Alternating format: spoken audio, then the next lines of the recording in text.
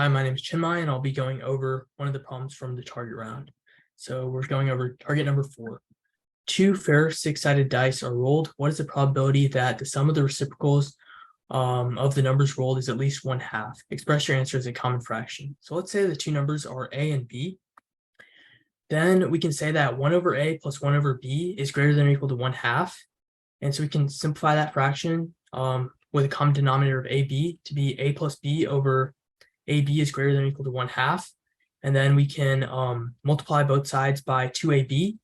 And then we'll get that 2 times A plus 2 times B is greater than or equal to AB. And we can rearrange that to get this equation here, AB minus 2A minus 2B is less than or equal to 0.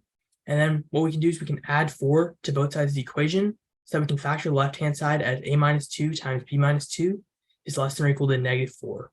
So now let's think of what pairs of numbers A and B would make this true. So it'll be easier to use complementary counting to find how many are greater than 4.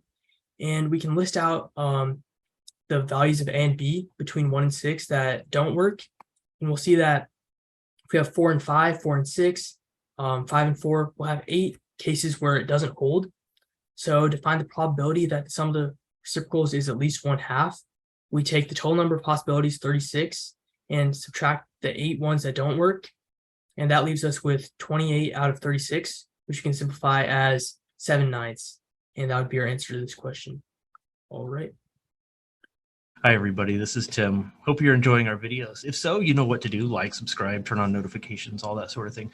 But what I'd really want to invite you to do is to send us an email at media@mathleague.org.